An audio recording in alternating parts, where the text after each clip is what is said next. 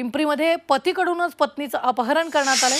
वारंवार मुलीचे इंजेक्शन देऊन पती सुमितनं पत्नीचं अपहरण केलंय। तब्बल 2 दिवसांनी पत्नीनं सुमितच्या तावडीतून स्वतःची सुटका करून घेतली आणि त्यानंतर घडला प्रकार समोर आलाय। पुण्यातील या पतीचा कारनामा सीसीटीव्ही चित्रित झालाय आणि या जोडप्याचं ऑगस्ट 2023 मध्ये लग्न झालं। त्यानंतर सुमितच्या मागण्या सतत वाढत गेल्या। त्याला कंटाळून पत्नी वेगळी राहू लागली। तिचा पत्ता सुमितला माहित नव्हता। तो शोधून काढून त्यानं आपल्याच पत्नीचं अपहरण केलंय। तसं 2 दिवस मुलीचं इंजेक्शन देऊन त्यानं तिला गाडीतच डांबून ठेवलंय।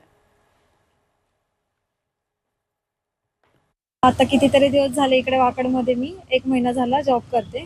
तर त्याने 19 तारखेला दुपारी येऊन डायरेक्ट ऑफिसमध्ये येऊन त्याने अटॅक केलं माझ्यावरती। हात वगैरे उचलला। माझ्यासोबत माझे कलीग्स पण आहेत, त्यांना पण दाखवायचं। कलीग्स पण आहेत, तर त्यांच्यावरती पण अटॅक केलं। त्यांनी मला वाचवायचा प्रयत्न केला तर, आणि मग नंतर मला मारहाण करून ते लोक तिकडून ओरडत फरफटत वगैरे घेऊन गेले। सीसीटीव्ही फुटेज आहे, त्यात तुम्ही बघू शकता।